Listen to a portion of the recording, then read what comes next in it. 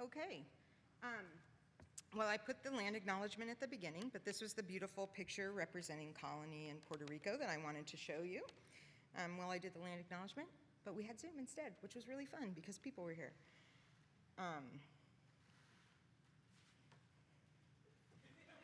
Oh! Congratulations again to all the award winners, and profound thanks to the prize committees for all their work. It's always a pleasure to attend the ceremony and hear about the excellent work being done by members of the association. When I invite people to be on one of these committees, am I doing that? Probably. When I invite people to serve on these committees, I tell them, and I truly believe, that awarding prizes is so important. These are one of the most important things we do. It defines who we are, what we think are the important questions, and the directions we want to go. What's more, it gives many members a chance to read all the excellent work submitted and builds community and relationships. Prize committee members, I encourage you to find one or two of the authors whose pieces you did not choose and congratulate them on their accomplishment.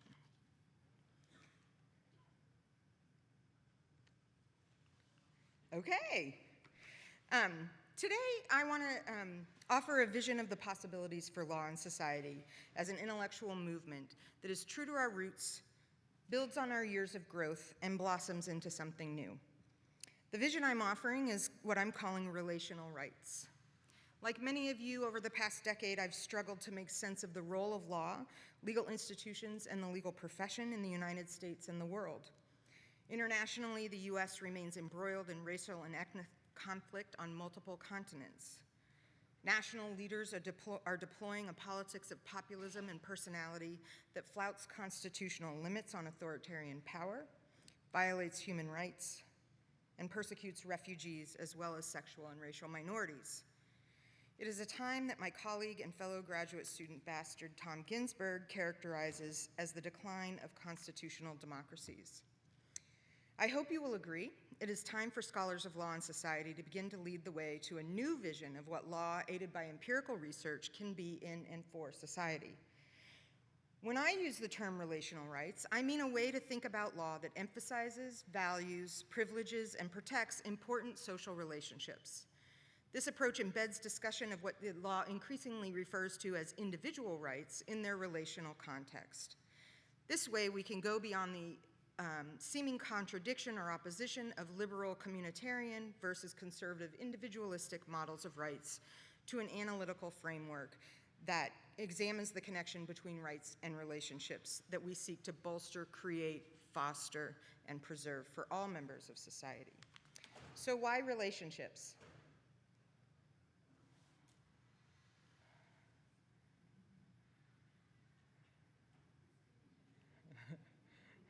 There are no reasons. I just picked it out of the air. Okay. Why relationships? I mean a model of rights and more broadly law in its many forms that recognizes the pervasiveness, importance, and centrality of relationships in social life. Indeed, one of the primary lessons of the 21st century is that we are infinitely interconnected across the globe. From climate change to global pandemics, so goes one, so go we all eventually. And research in psychology, sociology, economics, and various fields of medicine are all beginning to discover the value of being in healthy relationships with others. We live longer, we're happier and healthier, we have lower crime rates, we increase productivity and creativity, and most importantly, we are better parents, to me. So I'm asking you to help me consider where is law in supporting such relationships?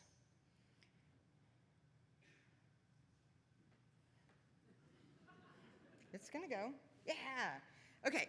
Relational rights model, as I'm conceiving it, is founded on the presumption of the basic humanity of all people. It's positive, meaning it's a framework that uses the critique we often engage in to build a bold view of the possibilities for law. It offers a public vision of law and society scholarship that engages broader audience and not just the academy. And most fundamentally, as the name implies, it emphasizes the relationships that we value and the rights claims that support those relationships. As a scholar of law and inequality myself, I'm always interested and especially concerned with how relationships of power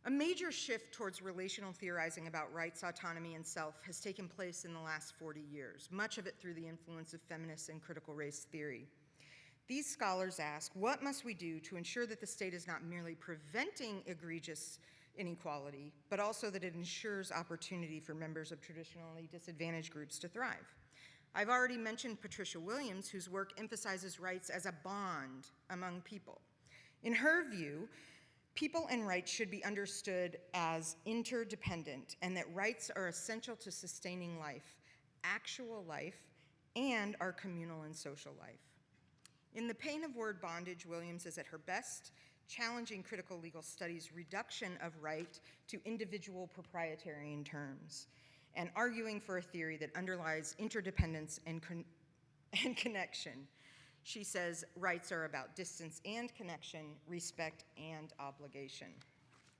Oh, we see this kind of exhortation to radicalize the relational power of rights from brilliant scholars in this room, including Jennifer Nedelsky, whose Law's Relations is a brilliant articulation of some of these ideas. Martha Feynman has worked in similar directions with vulnerability as the linchpin of relationships. Bonnie Honig's important work emphasizes the performative and strategic dimensions of rights, which are inherently historically located and relational. And of course, our own past president and winner of the Calvin Prize 5 minutes ago, Michael McCann, in his presidential address, challenged us to disavow prevailing critical picture of rights as inherently individualizing. So I follow these scholars by describing not only social rights, but a social conception of rights based on mutual support, obligation, and a redistributive ethic of shared interest. So with this historical basis, let's talk about how I think this fits into our field today. With some notable exceptions that I'm going to talk about in a minute, law and society scholarship and the study of rights in particular tends to fall into competing institutionalist and interpretivist approaches. I promise in the written version I'll actually have citations, but I thought pictures were more fun. So we have competing institutionalist models and interpretive approaches. One of our founding institutionalists, Philip Selznick, offered a vision for studying the role of law in institutions, and in his view, institutions and organizations were necessary to realize the values of due process and justice for members of society, right? This is where we spend our lives. The challenge was to create organizations that harnessed power in ways that advanced rather than obstructed fairness. Our dear former president and colleague, Laurie Edelman, along with many others, carried forward the institutionalist framework by rigorously examining whether workplace organizations were capable, with a legal directive, of enforcing social commitments to equal employment opportunity. She developed her now famous award-winning theory of endogeneity of law, in which she and her colleagues show that employing organizations had managerialized employment civil rights through their control of internal personnel practices and their dominance in court, resulting in only symbolic compliance.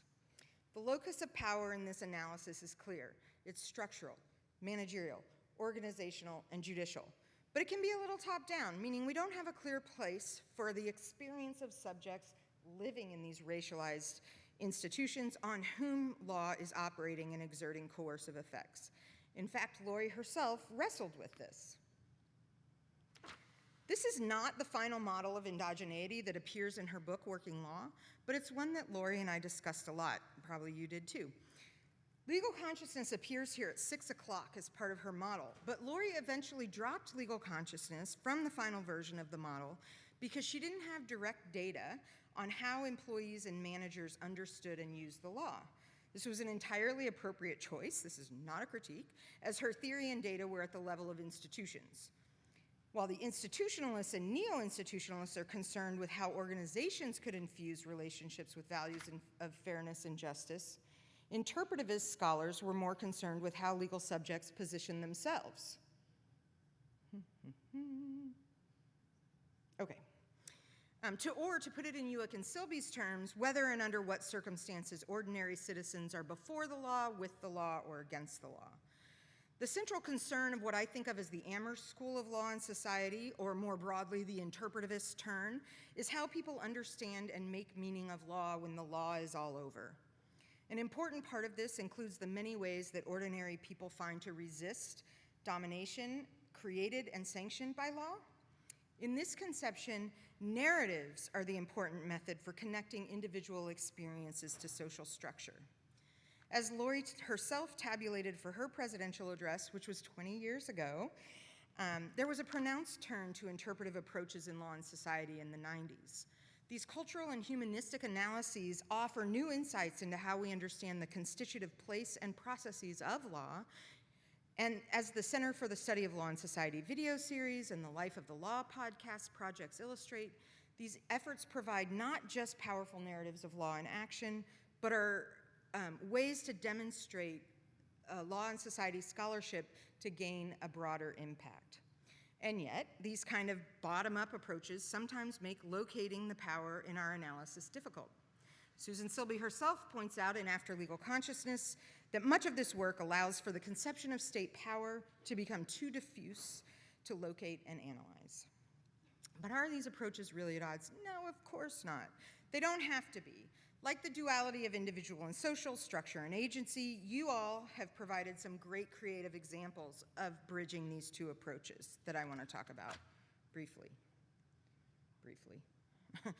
An important elaboration of relationality appears in Lynette Chua and David Engel's Reconsidering Legal Consciousness in the 2019 Annual Review of Law and Social Science. In that piece, Chua and Engel correctly point out that in legal consciousness research, the individual versus collective is not a binary, but should be conceived of as a spectrum, and our task is to locate where our research is on that spectrum. Indeed, last week I joined a conference organized by David Cowan about legal consciousness in Cardiff. Sadly, I was on Zoom in Evanston, Illinois, but the authors were very self-aware of this sort of emerging world of relationality. Be on the lookout for that collection. But it's not just legal consciousness as a theory or method that I think should consider relationality. I'd argue it's law more broadly. And you smart people, have been doing this for some time. For examples, and there are lots of them, these are just some that I'm familiar with and like. In her presidential address, Laura Gomez pointed out the failure of the law and society movement to examine race as a constitutive element of law. Race, racism, and the process of racialization, she teaches us, are institutionalized and should be quantitatively measured, but not at the expense of understanding the experience of individuals living in these racialized institutions. In other words, race is more than an independent variable.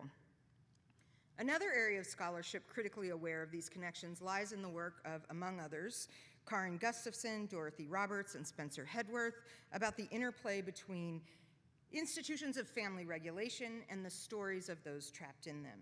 In the employment space, Katie Albison's work on Family and Medical Leave Act and Michael McCann's work on unionization explore the interplay between individual rights, institutions such as family, work, and unions with individuals' experiences. In my own research, I've long been interested in legal consciousness and how differently situated individuals understand and try to use or avoid the law. I've used this approach, again, I've called it situated, but I think relational is better, in studies of offensive public speech, employment civil rights, and now in the regulation of sexual consent on college campuses. It's an approach that resonates with interpretivist concern about hegemonic systems of meaning and power, narrative stories, while also drawing on institutionalist concern about the impact of law in different contexts and the power of path dependence, organizational structures, and capital. My most recent book with Ellen Berry and Robert Nelson, Rights on Trial, also attempts to bridge this divide through quantitative analysis of managerial and court systems along with qualitative in-depth interviews in which we tried to capture the different and conflicting narratives of actors in litigated cases, plaintiffs, defendants, plaintiffs' lawyers, and defense lawyers all talking about the same case. Those narratives reveal that the workplace complaint, the regulatory process, and litigation itself reinscribe rather than ameliorate hierarchies of race, gender, age, and ableism across institutions by reinforcing stereotypes about plaintiffs.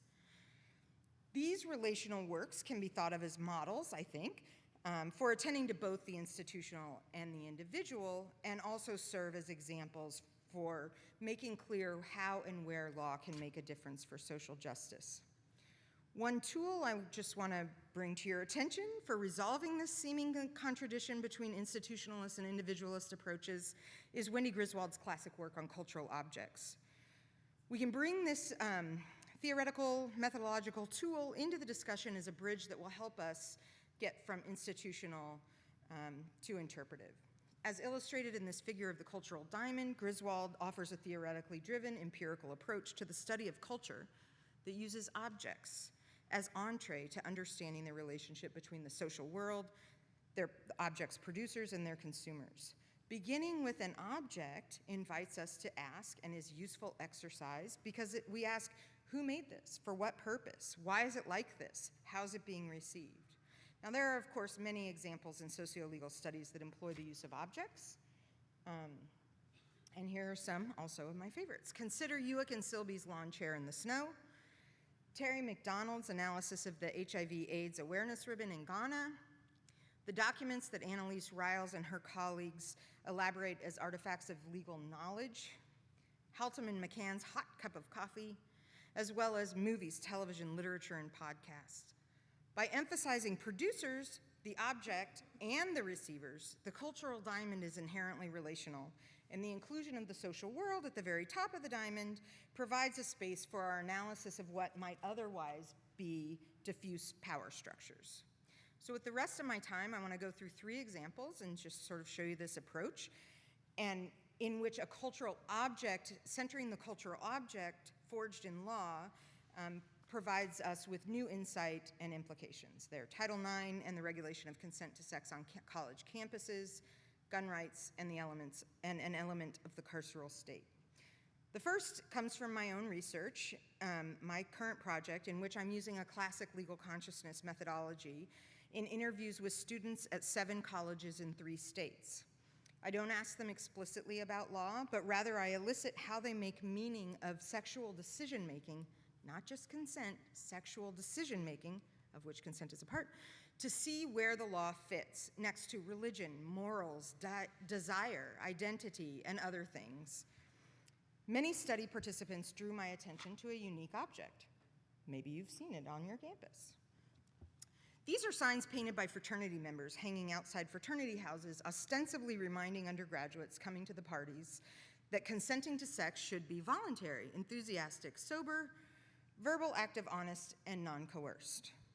But what do these signs represent to us as scholars of law and society?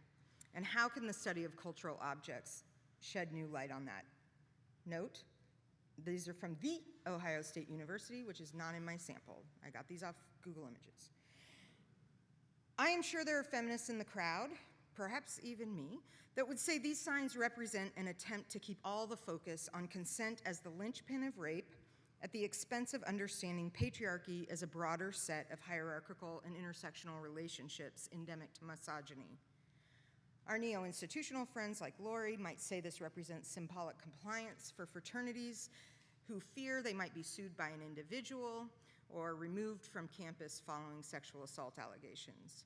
Critical race scholars like Mario Barnes, Osagie Obasaji, and Paul Butler might suggest these signs serve as a disruptive reminder for men of color on college campuses of the ever-present threat of violence in the racialized state and the institutions where they learn.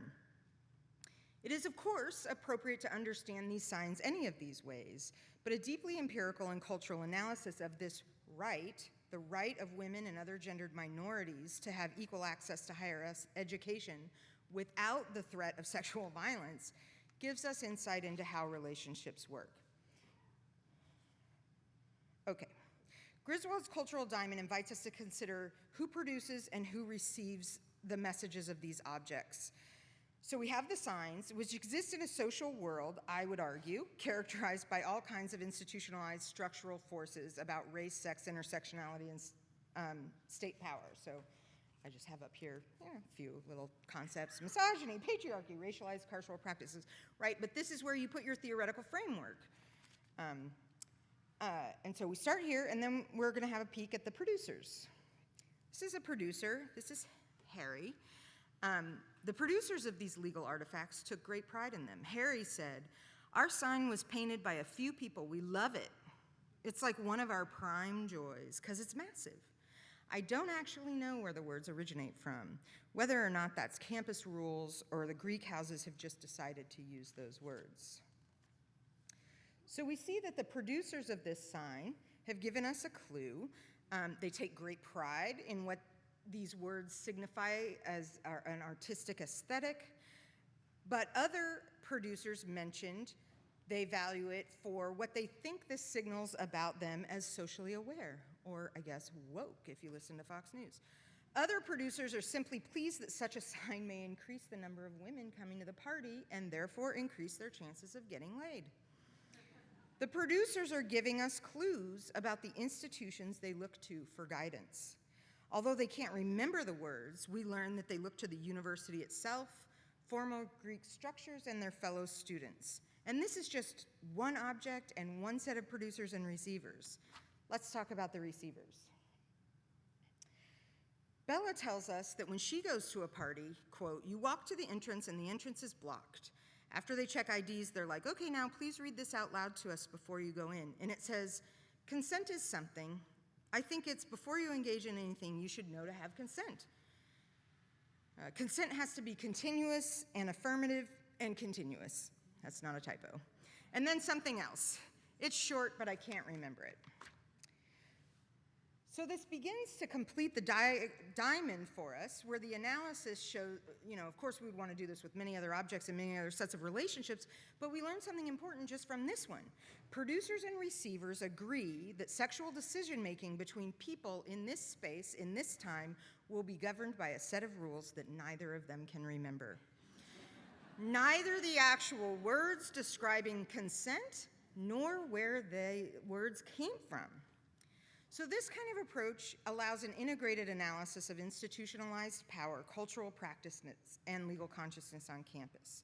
The implementation of law in its various forms, sexual harassment training modules, Greek trainings, and so on, results in the creation of an object, in this case physical, although sometimes I would argue processual or metaphorical. And different people come to these legal productions with their own intersectional identities, knowledge systems, moral beliefs, and desires. In the case of sex. The interactions are where we get to relational rights, and all of these relationships and diamonds become places to look for relational rights and to understand the forces that shape how law is deployed and for us to gain new insight into law. It says breathe right there. Now let me conjure an image of an object for you with only words. Sandy Hook, Uvalde, Columbine, Walmart, and many weekends in any city you care to name. Did you picture guns?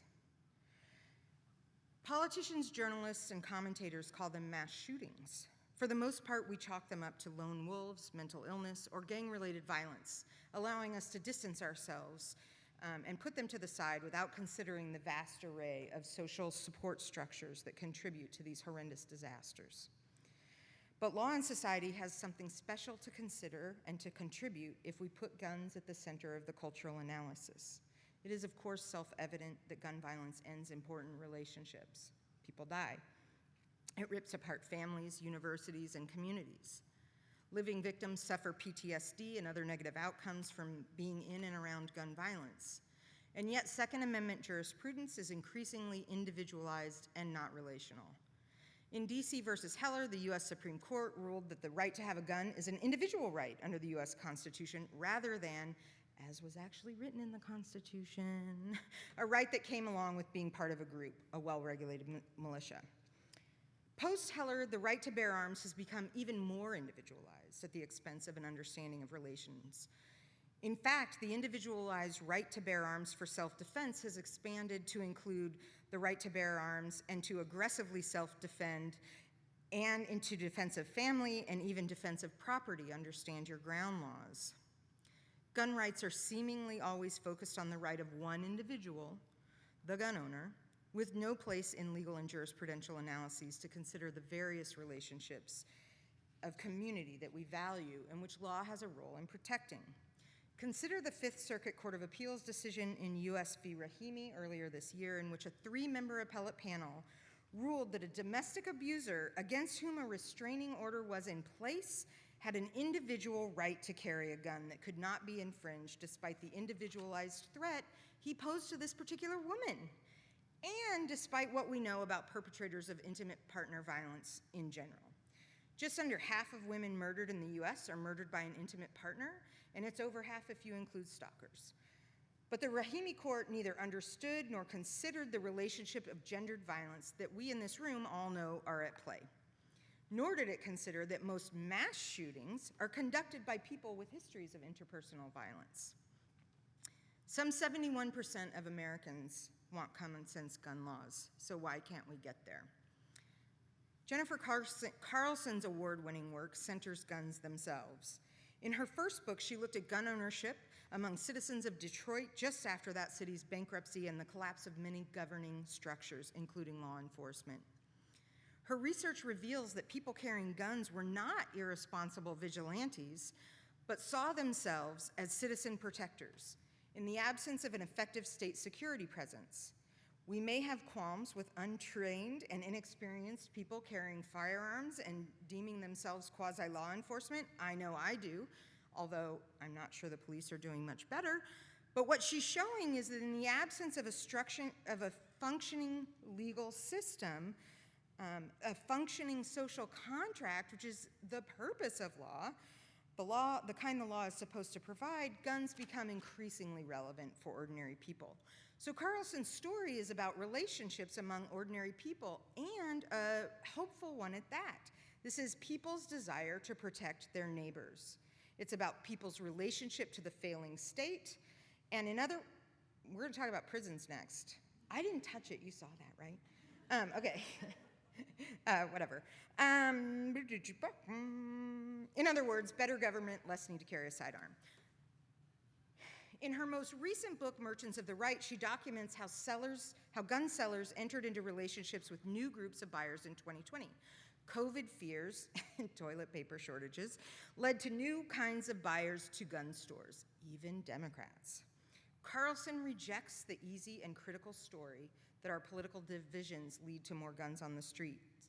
Rather, Carlson documents newly forged relationships around contested politics of fear and safety. She reveals the humanity on both sides of the gun shop sales counter.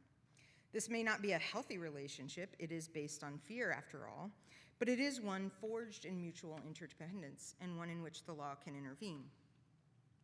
Similarly, Andy Papachristos' scholarship about gun violence among Chicago gangs uses network analysis to go so far as to almost be able to predict the next victim of gun violence in Chicago. It's truly astounding. Gang murders, he shows us, are not about individuals and their guns. He shows that understanding the social relationships among gun owners is what determines how many people might get killed with a gun and even in what order. The focus on guns, who wields them when and for what purpose, gets us nowhere without understanding the social violence, the social relationships in which this violence occurs. Andy's work and others helps us understand why gun violence is higher in some neighborhoods than others. In disadvantaged areas on the south side of Chicago and west, young black men sadly know they have been abandoned by law and must protect themselves. Or in Andy's words, quote, "The social structure of gang murder is defined by the manner in which social networks are constructed and by people's placement in them. Findings demonstrates that individual murders between gangs create an institutionalized network of group conflict net of any individual's participation or motive. Within the network, murders spread through an epidemic-like process of social contagion as gangs evaluate the highly visible actions of others in their local networks and negotiate dominance considerations that arise during violent incidents." Both Carlson and Papachristos are using a relational approach, even if I'm labeling it that. But there are positive implications about what we can do to prevent gun violence, which is to enact policies that address its underlying causes, enlist the state in improving identifiable structures that preserve community and ameliorate violence to improve the possibilities and futures for everyone. Guns, therefore, are not just a political problem. If law is functioning or not functioning in ways that create the impetus for ordinary people to carry weapons, then law itself has become the problem. Now let's talk about prisons. The last cultural object I'm going to discuss relates to the system of mass incarceration in the US. Here you see a bank of phones that prisoners may use to try to contact the outside world. And you see one of my students, LaShawn, Big Sean, getting his associate's degree, but I just had to put that on there because it's in the prison education program. And I thought, oh, that's a good prison picture. So the last object I want to discuss is phone. And here I'm talking about the phone as an object, but also as a symbol of connection and relationship. Prison phones have become a focal point in recent efforts to make incarceration more humane. The current administration is intervening to put caps on the exploitative price of these phone calls. They are set at unconscionable levels, and that puts a heavy burden on families of prisoners who often struggle to make ends meet. The exploitative price of phone calls is but one of a litany of inhumane practices, but again, putting the object at the center helps us think it through. As a field, our research clearly shows the disruptive effects of mass incarceration, felt not just by the individual who's incarcerated, but also the children, partners, families, and neighbors of incarcerated people. One of the most compelling examples of this kind of work is Reuben Jonathan Miller's important book, Halfway Home. Miller offers what I would call a relational rights framework or analysis of how incarceration invades the life worlds of African American men and their families on the outside.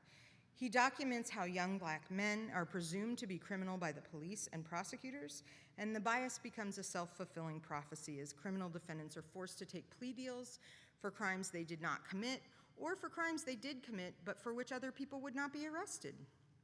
Upon release from prison, they're put in circumstances that render themselves separated from their families, unable to support themselves, and that guarantee violations of parole that land them back in prison. Technicals, I heard someone say at a panel at 8 a.m. this morning. Miller's account is a personal one. He recounts his relationship with his older brother, Jeremiah, who's been in and out of jails for much of his life. Often their only connection is through one of these prison phones. The closing paragraph of the book tells of Reuben receiving a phone call from that digital woman who says, quote, "You've got a phone call from a prisoner at the Michigan Department of Correction," Reuben writes. "Goddamn," I thought, and then I pressed 0 to accept the call. Just as the criminal legal system operates to imprison and impoverish poor black families, it can also be a site of incredible courage, resilience, and resistance. Miller also describes Ronald Simpson Bay, a man who was wrongfully imprisoned for 27 years. And he learned while still in prison that his son had been murdered by a 14-year-old boy. Bay, who now counsels ex-prisoners, advocated for his son's murderer to be tried as a juvenile rather than an adult. Miller writes, quote, "Ronald advocated for his son's killer because no matter how he felt about that boy, he knew that he needed all the same things that every other boy needed. A community to belong to, and a place in that community where he was made to feel as if he belonged. And he was entitled to this community whether he changed his ways or not, just because he was fully human." Miller characterizes this as a radical politics of hospitality and community that would take us far beyond the limits of a moral calculus based on public safety or fear or retribution. So mass incarceration represents the antithesis of a relational rights regime. Mass incarceration effectively attacks the relationships that would lead to better lives for families struggling in poverty. Some have suggested there's a tension between so-called carceral feminism and abolitionists in debates about the criminal legal system. I think this is a false dichotomy. The sublimation of power, and especially systems of power based on unearned privilege like race, sex, LGBTQ status, and the like, is about shared solidarity across fraternity thresholds, gun counters, and prison bars. From a relational rights framework, we see that the failure of law to provide what is needed to sustain communities and relationships leads to state and interpersonal violence against women, women of color, and men of color. Seen this way, it's simple to reconcile theories of rights, law, and society. A relational rights perspective premised on humanity and community builds connections around mutual struggles and subordination. In these examples I've just walked us through, gendered violence and racialized violence by the state can create allies and alliances rather than competing demands for justice. And this is what a relational rights approach would call you to do. The compassion and community exhibited by Ronald Bay must be our North Star. Now, of course, Black feminist theorists have been working on this for years. Consider Kimberly Crenshaw, and of course, Angela Davis's now 50 years of prison abolitionist scholarship. The radical politics of community underlies all of this scholarship and makes new demands on us as scholars. In a compelling interview between Michelle Alexander and Paul Butler on the contributions of their respective books, The New Jim Crow and Chokehold, Alexander suggests that social science can play an important role in bringing about change in the carceral society. Alexander says, and Butler highlights later, that a better vision for society is not so much through convincing policymakers about the irrationality of mass incarceration as developing a vision for a more just and humane treatment of marginalized groups in society. So I've focused my remarks on the ways we see law and rights as sources of social solidarities, creating interdependencies across seemingly oppositional political struggles and social problems. But even if we are able to achieve this lofty vision, what does it mean if we're only talking to one another? A relational rights perspective calls on us to consider ourselves as well. As individuals and as an association, we must lead by example and consider the kinds of relationships in which we do our work. For the most part, we work at universities that benefit from nonprofit status. We accept grants that come from taxpayer funds, and then we publish our findings behind paywalls. Our obligation is not just to study, it is to translate, communicate, and advocate with various publics, especially those who disagree with us, be they policymakers, judges, lawyers, or ordinary citizens.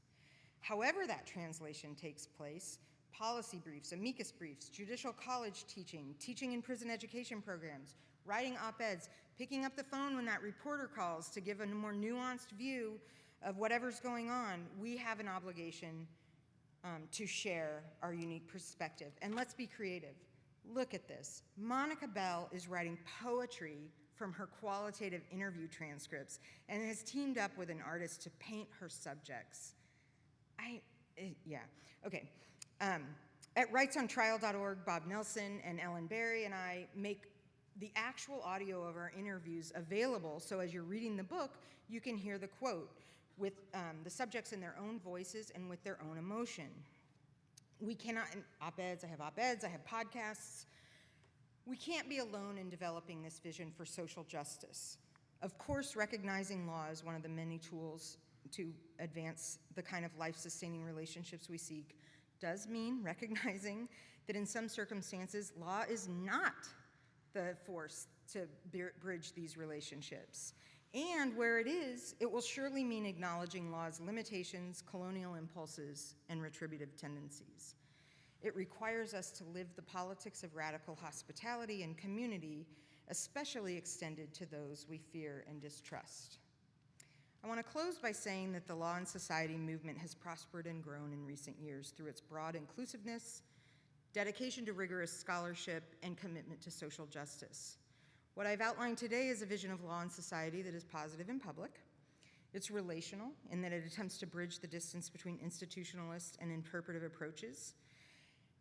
And it recognizes that we all sit in multiple formal and informal hierarchies that affect how we understand law. As scholars, we are trained to be, and maybe are the most comfortable as critics of one another's work, of social institutions, and of the world. But much of the work I've referred to today has a constructive vision, a story the public deserves to know, and one which advances social justice. So in addition to critique, let's look for what our work reveals about connections and relationships. This will allow us to articulate a vision for how we can use law effectively in our shared social struggles. Don't get me wrong, challenges are everywhere. This kind of scholarship and worldview requires us to welcome those we fear, empathize with those who hurt us, and advocate for the least of these. But we all, are uniquely equipped with the tools to creatively reimagine the world, to creatively reimagine our national political projects, decarceration, gun violence, sexual assault, and the many other problems created and sustained by law.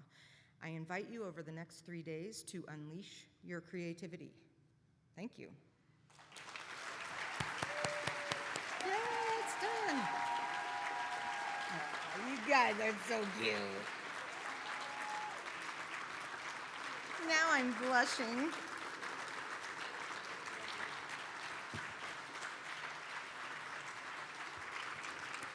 We're 11 minutes early. Woo! Thanks for coming, y'all. There's a party right out there. I have 2 drink tickets.